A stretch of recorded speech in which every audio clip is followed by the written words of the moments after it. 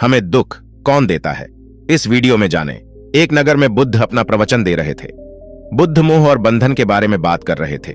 अंत में बुद्ध ने कहा, मानव की दुख का सबसे बड़ा कारण है मानव का स्वयं को किसी से बांधना। जहां भी मोह होगा, बंधन होगा, वहां दुख स्वयं ही उत्पन्न हो जाता है। अत ही मानव अपने बंधनों को जान और उनसे बाहर निकल अपना उपदेश समाप्त कर आश्रम वापस आ गए। अगले दिन बुद्ध के पास एक व्यक्ति आया और उस व्यक्ति ने कहा, ये बुद्ध, मैंने कल आपका उपदेश सुना था। आपका उद्देश्य केवल मेरे लिए ही था। मैं समझ गया जो आप कहना चाहते थे। मैं अपने सभी बंधनों को तोड़कर आपके पास आया हूं। मैंने सब मोहमाया त्याग दिया है। आप मुझे अपने संघ में सम्मिलित कर ले। अब मेरा एक ही लक्ष्य है, वो है सत्य को पाना। बहुत मुस्कुराए और बोले, तुमने कौन कौन सी बंधन तोड़े और किसका मोह त्याग दिया है? वह व्यक्ति बोला, बुद्ध, मेरे घर पर मेरे माता पिता और मेरी पत्नी है। छोटा बच्चा भी है। मेरी पत्नी बहुत बीमार रहती है। मेरे जीवन में बहुत दुख था जब तक कि मैंने आपका उपदेश नहीं सुना था। अब मैं जान गया कि मेरी माता पिता और मेरे बच्चे, मेरी पत्नी से मेरा बंधन ही मेरे दुख का कारण है। अपनी पत्नी की बीमारी में उसकी कराहती आवाज सुनकर मैं बहुत दुखी रहता था। कभी कभी मैं सोचता था कि वह मर जाए तो उसका दुख कुछ कम हो जाए। कभी कभी मुझे अपना जीवन भी व्यर्थ लगता था। और तब मैंने आपका उपदेश सुना और मैं जान गया कि यह मोह माया दुख का कारण है और अगर मैं इसमें पड़ा रहूंगा तो जीवन की सख्त को कभी नहीं जान पाऊंगा। इसीलिए मैंने अपने घर का त्याग कर दिया। अपनी पत्नी, बच्चे और माता पिता को मैं छोड़ आया हूं। अब मैं अपने जीवन को सत्य की खोज में समर्पित करना चाहता हूं।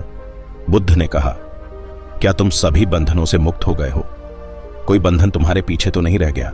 व्यक्ति बोला, नहीं, अब कुछ पीछे नहीं। अब मैं केवल आगे ही जाना चाहता हूं। पीछे का कोई बंधन अब मुझे रोक नहीं सकता।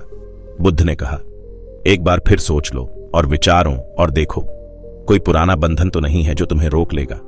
व्यक्ति ने कहा, नहीं बुद्ध, मैं अपने पुराने जीवन में अब कभी नहीं लौटने वाला। मैंने अपने परिवार का त्याग कर दिया तो कर दिया। अब मैं उन्हें कभी याद नहीं रखूंगा। बुद्ध मुस्कुराए और बोले, तो ठीक है, आज तुम यहां रुको। कल मैं तुम्हें बताऊंगा कि तुम्हें क्या करना है। वह व्यक्ति बड़ा खुश हुआ और आश्रम में रुक गया। दिन भर वह आश्रम में होने वाली गतिविधियों को देखता रहा और प्रसन्न हुआ कि भाई कैसे महान कार्य का हिस्सा होना चाह रहा है जिसे स्वयं बुद्ध संचालित कर रहे हैं। रात भर में सोचता रहा कि अब तक वे अपना जीवन बर्बाद ही कर रहा था। बुद्ध की कृपा से अब उसे अपने जीवन का सही मकसद मिल गया है। अगले दिन सुबह वह बुद्ध के समक्ष उपस्थित हुआ और उसने कहा, मेरे लिए क्या आज्ञा है? बुद्ध ने कहा, तुम्हें पूर्व की ओर जाना है। वहां एक गांव में तुम्हें साधिका का मिलेंगी। वैज्ञानिक स्त्री है। मैं जो तुम्हें दे उसे लेकर तुम वापस आ जाना। वह व्यक्ति बुद्ध की आज्ञा लेकर पूर्व की ओर चल पड़ा। धूप तेज थी। वह पसीने में तरबतर हो गया। मैं सोचने लगा कि घर पर होता तो अभी भी वह घर पर आराम कर रहा होता। उसकी भूख लगने लगी और उसे लगा कि घर पर होता तो कुछ अच्छा खाने के लिए बना होता।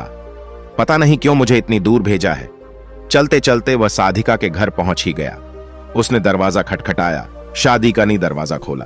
वह व्यक्ति साधिका को देखता ही रह गया। वह बहुत सुंदर स्त्री थी।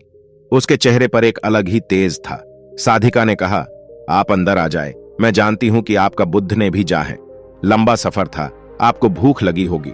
मैं आपके लिए भोजन परोस देती हूं। साधिका ने उस व्यक्ति के लिए भोजन परोस दिया और वह व्यक्ति बड़ा आश्चर्यचकित हुआ क्योंकि यह वही भोजन था जिसके बारे में वह रास्ते भर सोच रहा था। उसने भोजन किया।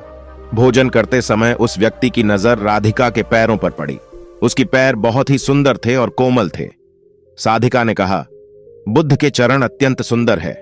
उनके चरणों में जिसे स्थान मिल जाए होती तब किसी अन्य के चरणों की आवश्यकता नहीं पड़ती।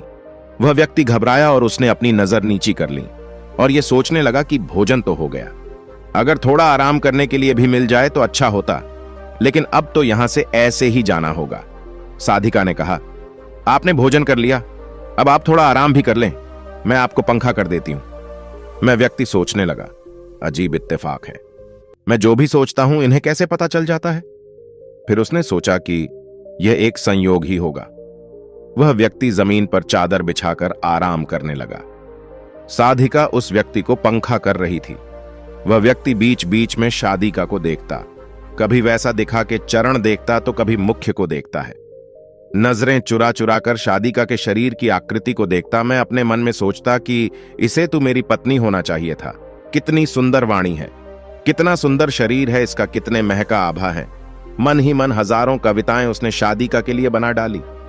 काफी समय होने के बाद उसे याद आया कि उसे जाना भी है। तब उसने शादी काशी कहा, अब मैं चलना चाहता हूं। यह कहते समय उसने मन में सोचा कि एक बार अंतिम बार मौका है, साधिका को देख लूं, ऐसी सुंदरता मैंने आज तक नहीं देखी। साधिका ने कहा, शरीर में कुछ नहीं रखा है, यह केवल मांस, मजा, रक्त और हड्डियों का जोड़ है। वे व्यक्ति घबराया और बोला, क्या आप अंतर्यामी हैं? मन की आवाज सुन लेती हैं? शादिका ने कहा, नहीं ना, कोई अंतर्यामी नहीं। बुद्ध की कृपा से मैं जीवन को जानती हूं और मन की भाव को पढ़ सकती हूं। इसीलिए मैं तुमसे कहती हूं कि शरीर में कुछ नहीं रखा, यह नश्वर है और नष्ट हो जाएगा।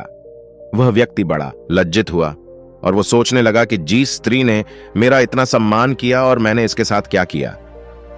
यह पहले से ही जानती थी कि मेरे मन में क्या चल रहा है, उसके बाद भी उसने मेरा सम्मान किया। मैं एक बड़ा पापी हूं।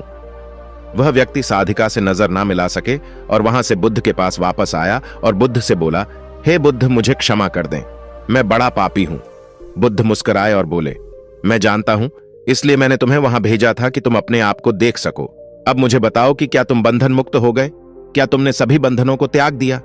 वह व्यक्ति बोला, हे बुद्ध, मैंने तो आपकी कहीं अनुसार ही मोह और बंधन को त्याग दिया था। मेरा मोह और बंधन मेरे परिवार से ही था। जब मैंने परिवार को त्याग दिया तो नाम ओह बचा होना ही बंधन रहा। बुद्ध ने कहा, बाहरी बंधन और मोह को त्यागने से हम बंधन मुक्त नहीं होते, क्योंकि बंधन या मोह हमारे भीतर ही होता है या कहीं बाहर नहीं है। इसलिए परिवार को तो तुमने छोड़ दिया और सोचा कि मैं बंधन मुक्त हो गया, लेकिन दूसरा बंधन तुम आज फिर से बांधने चले थे, जिसके कारण आज तुम अपने आप को पापी समझ रहे हो। वे व्यक्ति बोला, बोध, मुझे क्षमा कर दें, आप सही कह रहे हैं। मैं केवल अपनी पत्नी से पीछा छुड़ाना चाहता था।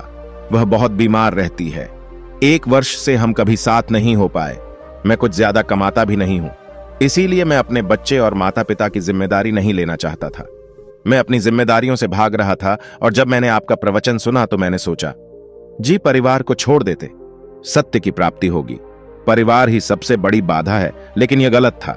हमें समझ गया हूं कि शक्ति की प्राप्ति में सबसे बड़ी बाधा परिवार नहीं, मैं स्वयं हूं। बुद्ध ने कहा, मैं जो भी कहता हूं वह सभी लोग जो मुझे सुनते हैं मेरी बातों को अपने स्वार्थ अनुसार ही समझते हैं। जहां उनका स्वार्थ नहीं वहां वह उन बातों को नकार देते हैं। मोह, माया, कामना, इच्छा, वासना, क्रोध, इन सब चीजों को लोग बाहर की तरफ ही ढूंढते रहते हैं। कामना से इच्छा पैदा होती है, इच्छा से वासना पैदा होती है और वासना ना मिले तो क्रोध पैदा होता है। यह सब एक दूसरे से जुड़े हैं। क्रोध के लिए हम किसी दूसरे को ही जिम्मेदार ठहराते हैं। आपने देखा भी होगा, जब भी आप क्रोध करते हैं तो आप कहते हैं कि उसकी वजह से मुझे क्रोध आया। आप यह कभी नहीं कहते कि मेरे स्वयं के कारण मुझ में क्रोध उत्पन्न हो रहा है, जबकि क्रोध का स्रोत आप में ही है। आप चाहें तो क्रोध आएगा, आप चाहे तो क्रोध नहीं आएगा। इसी तरह बंधन बाहर नहीं होते, हमारे मन में ही होते हैं। हम मन से ही किसी से बन जाते हैं और मन के बंधनों के कारण ही हम दुख भी पाते हैं। अगर वीडियो पसंद आए तो कमेंट बॉक्स में नमो बुद्धाय जरूर लिखें और अगर चैनल पर नए आए हैं तो बुद्धा जी यूट्यूब चैनल को सब्सक्राइब करें।